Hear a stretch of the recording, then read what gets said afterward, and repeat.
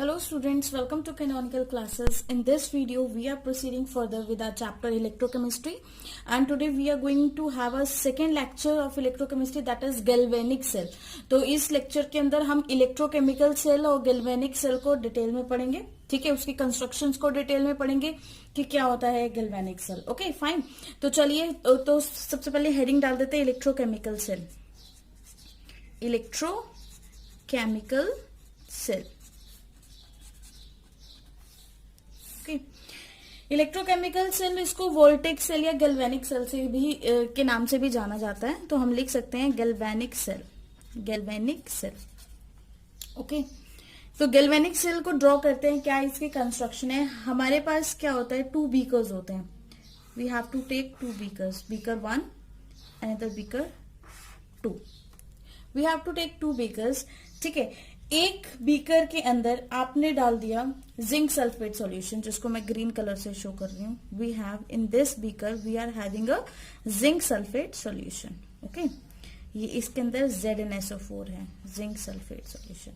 और जब हमने इसके अंदर जिंक सल्फेट सॉल्यूशन डाला तो इसका मतलब हम जो इसके अंदर इलेक्ट्रोड यूज करेंगे वो that will be zinc electrode. जो हमने इलेक्ट्रोड यूज करनी है वो कौन सी इलेक्ट्रोड होगी? जिंक की इलेक्ट्रोड हमने जिंक सल्फेट सॉल्यूशन के अंदर डाल दी. ठीक है, वहीं पे अगर हम सेकंड सॉल्यूशन की बात करें तो that is copper sulphate solution. This is your copper sulphate solution.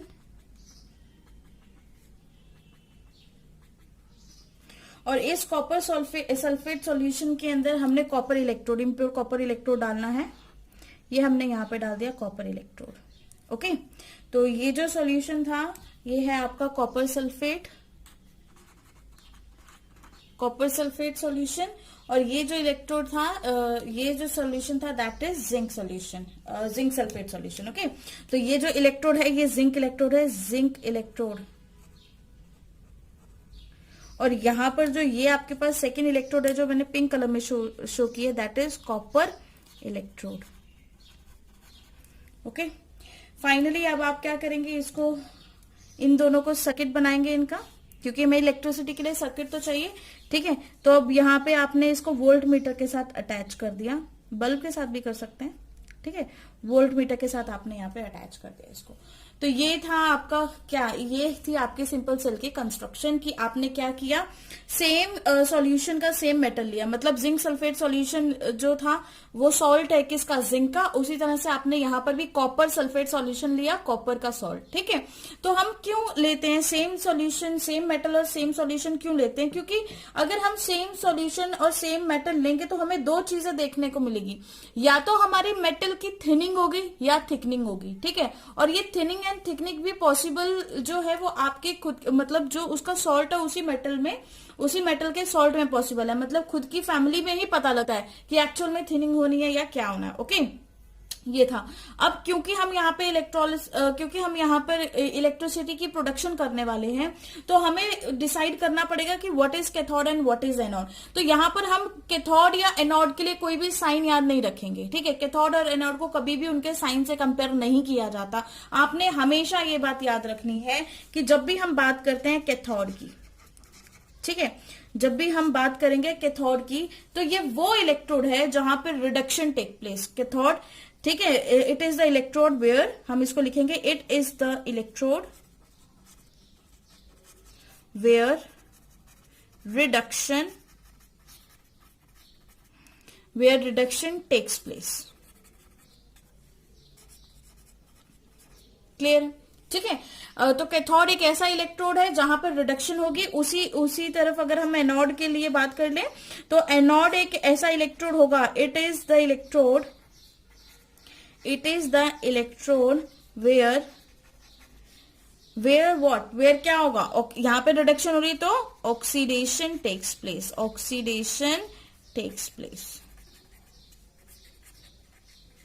ठीक है, ऑक्सीडेशन टेक प्लेस. तो अब ये देखिए कि कैथोड हमें वो डिसाइड करना है जहां रिडक्शन हो रही है, ऐसा इलेक्ट्रोड जिसपे रिडक्शन हो रही है हम उसको कैथोड बोल देंगे। ये एक जनरल डेफिनेशन है, मतलब फॉर अ इलेक्ट्रोकेमिकल सेल या गैल्वेनिक सेल की बात करें तो उसके लिए एक जनरल डेफिनेशन है कि कैथोड उसे बोला जाएगा जहां रिडक्शन है और एनोड उसे बोला जाएगा जहां ऑक्सीडेशन है। ठीक है, तो हमें चार्ज ऑफ इलेक्ट्रोड को लर्न नहीं करना है, हमें सिर्फ कंसेप्ट पे बात करनी है।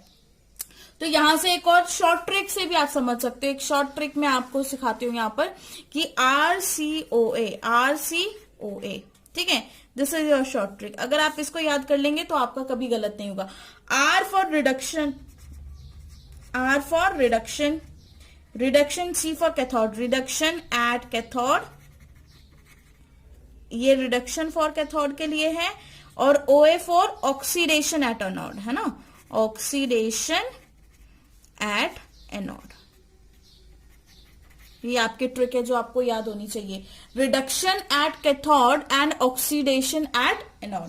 ठीक है, तो अब हम ये डिसाइड करना है कि एनोड कौन है और कैथोड कौन है हमारे इस कंस्ट्रक्टेड वर्क, ये सेल के अंदर जो हमने सेल कंस्ट्रक्ट किया है इसके अंदर हम कैथोड किसको बनाए और एनोड किसको बनाए।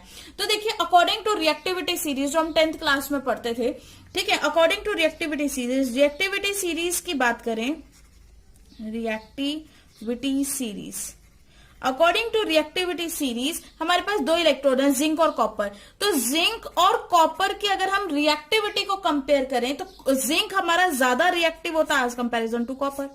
जिंक की रिएक्टिविटी ज्यादा निकल के आती है कॉपर से। It mean zinc will lose electron more readily than copper, क्योंकि ये दोनों मेटल्स हैं और हमें पता है कि मेटल्स के पास क्या पावर होती है, इलेक्ट्रोपॉजिटिव होने की पावर होती है, इलेक्ट्रॉन को लूज करने की पावर होती है। ठीक है, तो जिंक भी मेटल है आपका, कॉपर भी, दोनों ही हैवी मेटल्स हैं। तो अब आपके पास यहाँ पे क्या ऑप्शन, अब आपके पास यहाँ पे क्या चूज करना है कि इन दोनों में से जो कौन अच्छा मेटल है ना, जिंक ज्यादा अच्छा है या कॉपर, मतलब कौन अच्छे से ऑक्सीडेशन करेगा। इट मीन्स अगर जिंक की रिएक्टिविटी ज्यादा है तो it will lose electron more readily, है ना, due to reactivity, more reactivity, zinc will lose electron more readily, कह सकते हैं हम ये बात। ठीक है, due to its higher reactivity, copper से रिएक्टिविटी ज्यादा है तो जिंक विल रेडिली इलेक्ट्रॉन को लूज करेगा, और जिंक अगर इलेक्ट्रॉन को लूज करेगा तो क्या बनेगा, क्योंकि हमारे पास सॉलिड जिंक है, यहाँ पे मेटल सॉलिड हम ले रहे हैं। ठीक है, तो ये किस में चेंज हो जाएगा, जिंक ने 2 इलेक्ट्रॉन लूज किए तो क्या बन गया, Zn2 पॉजिटिव, मतलब 2 इलेक्ट्रॉन की वैकेंसी आ गई, प्लस 2 इलेक्ट्रॉन्स आपने शो कर दिए। ठीक है, तो ये चीज क्या शो कर रही है, इजिली हो, मतलब जिंक इसमें इजिली शो हो जाएगा। ये चीज क्या शो कर रही है, लॉस ऑफ इलेक्ट्रॉन्स, मतलब ऑक्सीडेशन, लॉस ऑफ इलेक्ट्रॉन्स। अगर इलेक्ट्रॉन्स का लॉस हो रहा है तो उस कंसेप्ट को क्या बोल देते हैं हम, oxidation. It mean zinc is undergoing oxidation. As zinc is undergoing oxidation, अगर जिंक ऑक्सीडेशन कर रहा है तो जिंक इलेक्ट्रोड को हम क्या बोलेंगे, एनोड बोलेंगे ना, क्योंकि देखिए एनोड मैंने भी आपको क्या डिफाइन किया, it is a electrode where oxidation take place. तो इसका मतलब जिंक अगर ऑक्सीडेशन कर रहा है तो ये क्या हो गया आपका एनोड, जिंक क्या हो गया आपका एनोड। अगर जिंक एनोड हो गया है तो कॉपर क्या हो जाएगा, ऑब्वियस सी बात है उसका रिवर्स होगा, तो कॉपर क्या हो जाएगा, कैथोड। ठीक है, तो इस तरह से हमने डिसाइड करना है, इजंट इट, इस तरह से हमने डिसाइड करना है कि हमारा क्या एनोड है और क्या कैथोड है। अब एनोड पर जिंक है और वो कर रहा है ऑक्सीडेशन, और कैथोड पर कॉपर है और वो कर रहा है रिडक्शन। एनोड पर अगर आपका जिंक प्रेजेंट है तो जिंक इज अंडरगोइंग ऑक्सीडेशन, तो इसकी रिएक्शन क्या बनेगी, जिंक क्या कर रहा है, Zn2 पॉजिटिव प्लस 2 इलेक्ट्रॉन्स, है ना, ये रिएक्शन बनेगी। और अगर यहाँ पे ब्रैकेट में लिख लेते हैं ऑक्सीडेशन, क्योंकि यहाँ पे ऑक्सीडेशन हो रही है और आप लोगों को भी क्लियर रहेगा, इजी, ठीक है, इजी रहेगा। अब अगर हम बात करें सेकंड केस की, हम कैथोड की बात करें, कैथोड मतलब सॉरी कॉपर की बात करें, तो कॉपर क्या कर रहा है, कॉपर कहाँ पे प्रेजेंट है, कैथोड पे प्रेजेंट है। तो कैथोड हमेशा जाना जाता है फॉर रिडक्शन के लिए, है ना, जैसे कि RC रिडक्शन एट कैथोड, है ना, अभी मैंने ट्रिक करवाई थी जो आपको। तो देखिए उसमें क्या है कि एट कॉपर के अंदर, एट कैथोड कॉपर अगर रिडक्शन कर रहा है तो कॉपर 2 पॉजिटिव क्या कर रहा है, 2 इलेक्ट्रॉन्स को गेन कर रहा है, जिससे वो कॉपर सॉलिड में चेंज हो रहा है। ठीक है। और यहाँ पे जिंक सॉलिड था जो जिंक एक्वस में चेंज हो रहा है, 2 इलेक्ट्रॉन रिलीज कर रहा है, और कॉपर एक्वस जो है 2 इलेक्ट्रॉन गेन करके कॉपर सॉलिड में चेंज हो रहा है। ठीक है, तो इसका मतलब ये जो प्रेजेंट है, ये कहाँ प्रेजेंट है? सॉल्यूशन के अंदर, है ना। ये कहाँ प्रेजेंट है? आपका सॉल्यूशन के अंदर प्रेजेंट है कॉपर, और वो इलेक्ट्रॉन गेन कर रहा है, और क्या बन रहा है? कॉपर 2 पॉजिटिव इलेक्ट्रॉन गेन करके प्योर कॉपर बन रहा है। वहीं पे आपका जिंक जो इलेक्ट्रोड थी, जिंक इलेक्ट्रोड क्या कर रही है? Zn2 पॉजिटिव को किस में भेज रही है? सॉल्यूशन के अंदर। ठीक है, तो हम यहाँ पे ये लिख सकते हैं कि जो Zn2 पॉजिटिव आयन है इज मूविंग इनटू द, किस में मूव कर रहा है? Is moving into the solution, is moving toward solution या into solution, moving into solution, solution के अंदर मूव कर रहा है। और अगर जिंक सॉल्यूशन के अंदर मूव कर रहा है तो ये जो 2 इलेक्ट्रॉन्स है ना, electrons remain at their position, electrons क्या कर रहे हैं? रिमेन ऑन इलेक्ट्रोड, ये इलेक्ट्रॉन इलेक्ट्रोड पे ही रहेंगे, रिमेन ऑन इलेक्ट्रोड। ठीक है, ये आपके इलेक्ट्रोड पे ही रहेंगे, remains on electrode, remains on electrode, electrode पर ही रहेंगे ये। ठीक है, तो जिंक अगर सॉल्यूशन के अंदर गया और इलेक्ट्रोड आपका जो है 2 नेगेटिव अगर आपका वहां पे रह गया, मतलब 2 इलेक्ट्रॉन्स जो थे इलेक्ट्रोड पे रह गए, तो क्या बनेगा? तो देखिए मैं आपको ये डायग्राम से शो करती हूँ।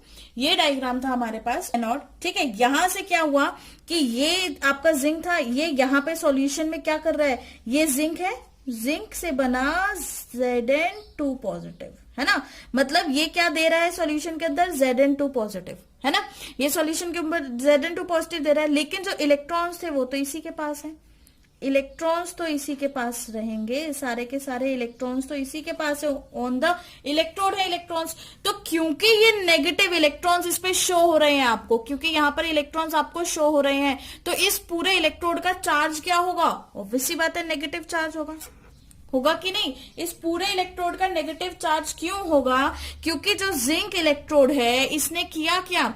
Zn2 पॉजिटिव में चेंज करके जिंक को सॉल्यूशन के अंदर डाल दिया, लेकिन जो उसके खुद के इलेक्ट्रॉन्स थे, जो 2 नेगेटिव इलेक्ट्रॉन जो वो लूज कर रहा था, वो इलेक्ट्रॉन यहीं पे बचे हैं। ठीक है, यहीं पे रह गए हैं, और उसकी वजह से इस इलेक्ट्रोड का जो चार्ज है वो क्या हो गया? नेगेटिव। ठीक है, वहीं पे अगर हम बात करें कॉपर सल्फेट जो है, कॉपर सल्फेट सॉल्यूशन कैसे, कॉपर सल्फेट कैसे ब्रेक करेगा?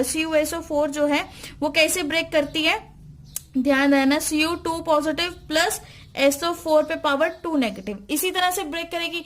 तो यहां पर देखिए ये जो Cu2 पॉजिटिव है ये सॉल्यूशन में से यहां पे जा रहा है, Cu2 पॉजिटिव। ठीक है, तो आपके सॉल्यूशन में से वो इलेक्ट्रोड की तरफ जा रहा है, और यहां पे क्यों जा रहा है? क्योंकि जो इलेक्ट्रॉन्स यहां पर है वो इलेक्ट्रॉन्स यहां से मूव करना स्टार्ट करेंगे, और मूव करते करते वो आपके यहां तक पहुंच जाएंगे। और कॉपर को क्या चाहिए? इलेक्ट्रॉन्स चाहिए, तो कॉपर 2 पॉजिटिव यहां पे प्रेजेंट है इलेक्ट्रॉन्स के लिए, लीजिए कॉपर 2 पॉजिटिव इलेक्ट्रॉन्स के लिए प्रेजेंट है। तो इसका मतलब इस इलेक्ट्रोड के ऊपर किसकी कंसंट्रेशन ज्यादा है? 2 पॉजिटिव की, तो इसीलिए हम कैथोड को क्या बोलेंगे? ये आपका पॉजिटिव टर्मिनल है। वेरी वेरी इंपॉर्टेंट, ये आपको समझना बहुत ज्यादा जरूरी है कि एनोड को नेगेटिव क्यों बनाया और कैथोड को पॉजिटिव क्यों बनाया। ठीक है, फिर से रिपीट करती हूँ, जिंक इलेक्ट्रोड में हो रही थी ऑक्सीडेशन, तो वो 2 इलेक्ट्रॉन लूज करके जिंक को कहां भेज रहा था? सॉल्यूशन में। तो वो जो 2 इलेक्ट्रॉन थे वो इस इलेक्ट्रोड के ऊपर ही रहे।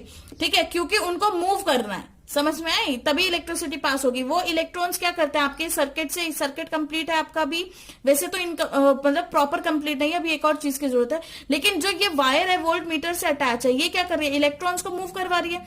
जैसे यहां से इलेक्ट्रॉन्स मूव होंगे, यहां से इलेक्ट्रॉन ने मूव होना स्टार्ट किया, तो यहाँ पे जो कॉपर है ये क्या कर रहा है? रिडक्शन कर रहा है, तो वो इलेक्ट्रॉन्स को गेन करेगा। लेकिन कॉपर सल्फेट में से Cu2 पॉजिटिव यहाँ पे इकट्ठा हो गया, क्योंकि उसको इलेक्ट्रॉन्स चाहिए, जिसकी वजह से कॉपर 2 पॉजिटिव की कंसंट्रेशन इस इलेक्ट्रोड पे इतनी ज्यादा हो जाती है कि इस इलेक्ट्रोड को पॉजिटिव इलेक्ट्रोड बोल दिया जाता है। ठीक है, तो हमें हमेशा याद रखना है कि एनोड पे ऑक्सीडेशन और एनोड नेगेटिव चार्ज शो करेगा in case of electrochemical cell. Same in case of cathode, copper electrode अगर है तो वो कैथोड की तरह रिएक्ट कर रहा है, क्योंकि कॉपर रिडक्शन कर रहा है, और उस पर कौन सा चार्ज आएगा? पॉजिटिव चार्ज आएगा। क्लियर है ये बात? ठीक है, चलिए तो अब यहीं से अब हम आगे बढ़ते हैं। आगे देखिए, हम अगर रिएक्शन की बात करें तो ये हमारे इलेक्ट्रॉन्स वहां पर थे, ठीक है, और ये हमारे नीचे डिपॉजिट होना स्टार्ट हो जाएगा। ओके, अब अगर हम रिएक्शन की बात करें तो देखो यहां पर ऑक्सीडेशन हुई है, यहां पर रिडक्शन हुई है, यहां पे मैं लिख देती हूँ रिडक्शन। ठीक है, और ऑक्सीडेशन प्लस रिडक्शन, ऑक्सीडेशन में अगर आप रिडक्शन ऐड करोगे, oxidation plus reduction, oxidation reduction मिलके क्या बनाएगी, redox reaction, redox reaction, oxidation और रिडक्शन मिलके क्या बनाएगी, रिडॉक्स रिएक्शन। इसका मतलब उन दोनों कंटेनर्स के अंदर कौन सी रिएक्शन हो रही थी, रिडॉक्स रिएक्शन हो रही थी। लेकिन रिडॉक्स रिएक्शन को देखा जाए तो दो चीजों से मिलकर बनी है, आधा ऑक्सीडेशन आधा रिडक्शन, ठीक है। तो इसको हम क्या बोल सकते हैं, जो हमारे पास ऑक्सीडेशन है जहां पे जिंक की रिएक्शन हो रही है, हम यहाँ पे रिएक्शन लिखते हैं, वैसे तो मैंने ऊपर लिखी है बट फिर भी हम एक बार अच्छे पैटर्न से रिएक्शन लिखते हैं, reaction at anode, reaction at anode. अब हम लिखते हैं रिएक्शन एनोड पे जो हुई है, और मैं उसको लिखती हूं ऑक्सीडेशन हाफ, ऑक्सीडेशन हाफ। बहुत इंपॉर्टेंट है ये लिखना, क्योंकि रिडॉक्स रिएक्शन तो दोनों को मिलके बन रही है, तो रिडॉक्स का हाफ ऑक्सीडेशन है हाफ रिडक्शन है। तो एनोड पे ऑक्सीडेशन हो रही है तो ऑक्सीडेशन हाफ, ऑक्सीडेशन हाफ में क्या रिएक्शन होगी, जिंक से बना आपका Zn2 पॉजिटिव प्लस 2 इलेक्ट्रॉन्स, ठीक है। ये सॉलिड था, ये एक्वस सॉल्यूशन में चला गया तो एक्वस बन गया। उसी तरह कैथोड के ऊपर अगर हम रिएक्शन करें, एट कैथोड, कैथोड पे अगर हम रिएक्शन कर रहे हैं तो कैथोड पे जो है कॉपर क्या कर रहा है, कॉपर 2 पॉजिटिव, ठीक है, इलेक्ट्रॉन्स को गेन कर रहा है, जो जिंक ने रिलीज कर रहे हैं वो इलेक्ट्रॉन्स लेकर, कॉपर एक्वस सॉल्यूशन में था, वहां से आके 2 इलेक्ट्रॉन्स लेकर क्या बन गया, कॉपर सॉलिड में चेंज हो गया, ठीक है। अब अगर हम देखें कि ओवरऑल रिएक्शन क्या हो रही है, ओवरऑल रिएक्शन, ओवरऑल रिएक्शन मतलब क्योंकि ऑक्सीडेशन रिडक्शन को मिला के रिडॉक्स रिएक्शन बन रही है ना। हाँ, इसको रिडक्शन हाफ लिख देते हैं पहले, रिडक्शन हाफ, ठीक है। तो अब देखिए ऑक्सीडेशन एंड रिडक्शन को मिला के आपकी रिएक्शन हो रही है, तो ओवरऑल रिएक्शन अब आपकी यहां से क्या बनेगी, देखिए ओवरऑल रिएक्शन क्या है, इन दोनों को मिला के ही बन रही है, तो ऑक्सीडेशन प्लस रिडक्शन, तो ऑक्सीडेशन प्लस रिडक्शन करिए।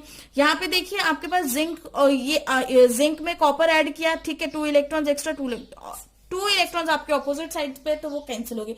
मतलब यहाँ पे 2 इलेक्ट्रॉन्स, यहाँ पे जो नेट एक्सचेंज है इलेक्ट्रॉन्स का, net exchange, net exchange of electrons, वो कितना होगा आपका, 2 इलेक्ट्रॉन्स का नेट एक्सचेंज है। ये बहुत इंपॉर्टेंट चीज है जो आपको नोट करनी है, ये आपको आना चाहिए, ठीक है। तो नेट इलेक्ट्रॉन्स का जो एक्सचेंज है वो 2 इलेक्ट्रॉन्स का है, तो इसको ऐड करो, जिंक प्लस U2 पॉजिटिव, ठीक है, लेफ्ट हैंड साइड कंप्लीट। यहां पे क्या रह गया, Zn2 positive plus U solid, ये एक्वस था, ठीक है, ये भी एक्वस था और ये सॉलिड था।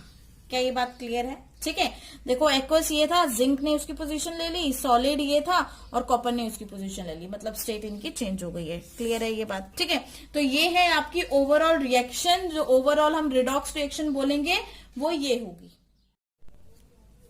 It is important to note कि एनोड पर हो क्या रहा है, यहाँ पर एनोड पर आपके इलेक्ट्रॉन्स की जनरेशन हो रही है, जैसे कि यहाँ पर, ठीक है। तो हम इस पॉइंट को यहाँ पर नोट करेंगे, एनोड, एनोड पर क्या होगा आपका, एनोड पर इलेक्ट्रॉन्स जनरेट होंगे, इलेक्ट्रॉन्स जनरेट होंगे, ठीक है, इलेक्ट्रॉन की जनरेशन होगी, एनोड पे इलेक्ट्रॉन जनरेट करेगा। सेकेंड, अगर हम कैथोड की बात करें तो कैथोड के ऊपर क्या होंगे, इलेक्ट्रॉन्स कंज्यूम होंगे। क्या ये बात क्लियर है, ठीक है। इसी से तो हमारा ये सेल बना। दोबारा से देखते हैं इसको, देखिए क्या था, एनोड पे इलेक्ट्रॉन्स की जनरेशन हो रही है और कैथोड पे इलेक्ट्रॉन्स की कंजप्शन हो रही है, तो वही तो शो किया हुआ है इस सेल के अंदर। अब हमें यहाँ पे नोटिस करना है, this is your external circuit, कि बाहर से आपने ये सर्किट बनाया, लेकिन ये सर्किट आपका अभी तक कंप्लीट नहीं हुआ है। आपका सर्किट तब तक कंप्लीट नहीं होगा जब तक आप इन दोनों सॉल्यूशंस को भी कांटेक्ट में ना लेकर आए, है ना। तो इन दोनों सॉल्यूशंस को कांटेक्ट में लेकर आने के लिए आपको क्या करना पड़ेगा, आपको एक और चीज यहाँ पे अप्लाई करनी पड़ेगी, ताकि आपके ये दोनों सॉल्यूशंस भी क्या हो जाएं, कांटेक्ट में आ जाए। और सेकेंड चीज, क्योंकि यहाँ पे जिंक 2 पॉजिटिव की कंसंट्रेशन बढ़ रही है और यहाँ से कॉपर 2 पॉजिटिव सॉल्यूशन में जा रहा है, तो यहाँ पे कॉपर 2 पॉजिटिव की कंसंट्रेशन बढ़ रही है, तो ये तो पॉजिटिव हो गया सॉल्यूशन, ये तो नेगेटिव हो गया, तो सर्किट कैसे कंप्लीट होगा। मतलब इसका जो बाहर जो पोटेंशियल डेवलप हो रहा है, उसके डिफरेंट पोटेंशियल तो इनके अंदर डेवलप हो रहा है ना। तो ये ऐसे तो इलेक्ट्रिसिटी प्रोड्यूस नहीं होगी और आपका जो जो आपकी जो करेक्शन जो वैल्यू आएगी वो भी करेक्ट वैल्यू नहीं आएगी, ठीक है। मतलब उसमें कुछ ना कुछ एरर आएगा, आपकी रीडिंग खराब हो जाएगी। तो इस चीज को न्यूट्रल करने के लिए, इस चीज को सर्किट को कंप्लीट करने के लिए हम एक और चीज इसके अंदर डालेंगे, जिसको हम बोलते हैं सॉल्ट ब्रिज। क्या बोलते हैं, सॉल्ट ब्रिज। तो देखिए सॉल्ट ब्रिज क्या करता है, सिर्फ और सिर्फ इन दोनों को कंबाइन करता है, क्या करेगा, दोनों को कंबाइन करेगा, एक इस सॉल्यूशन को और इस सॉल्यूशन। इस तरह से जो यू शेप ट्यूब होती है इसको सॉल्ट ब्रिज बोला जाता है, और इस सॉल्ट ब्रिज के अंदर प्रेजेंट होता है आपका इनर्ट इलेक्ट्रोलाइट। क्या प्रेजेंट होता है, इनर्ट इलेक्ट्रोलाइट। अब ये इनर्ट इलेक्ट्रोलाइट क्या करेगा, इनर्ट इलेक्ट्रोलाइट बैलेंस कर देगा आपका ZnSO4 को भी और कॉपर सल्फेट सॉल्यूशन को भी बहुत अच्छे से बैलेंस करेगा। ठीक है, तो salt bridge is nothing, it is just a U shape tube जिसके अंदर इनर्ट इलेक्ट्रोलाइट होगा। और हमारी सेल अब कंप्लीट हो चुकी है। आपका ये वाला सर्किट जो बाहर से आपको वायर दिख रही है वो आपका एक्सटर्नल सर्किट है, और ये कौन सा सर्किट है, इंटरनल सर्किट है। इसको लिख देते हैं हम यहाँ पे, इसको किसी और पेन से शो करते हैं। ये आपका एक्सटर्नल सर्किट है, एक्सटर्नल सर्किट जो एक्सटर्नली इसने जोड़ा हुआ है, and this is your internal circuit. ठीक है, वेरी इंपॉर्टेंट, एक्सटर्नल सर्किट और इंटरनल सर्किट मिलने के बाद ही आपके ये सेल क्या हुई है, अब ये सेल जाके आपकी कंप्लीट हुई है। तो salt bridge form internal circuit and wire form external circuit. तो आपको ये बहुत अच्छे से याद रखना है। ठीक है, तो जो भी डाउट है इस टॉपिक को लेकर आप मुझे कमेंट सेक्शन में पूछ सकते हैं या पर्सनली पूछ सकते हैं, कोई इशू नहीं है। ठीक है, तो इसको नोट्स बनाए प्रॉपर और समझे कि व्हाट इज गैल्वेनिक सेल। तो मैंने तो पूरी कोशिश की आपको सारा कुछ बहुत अच्छे से समझ में आए, and thank you for listening.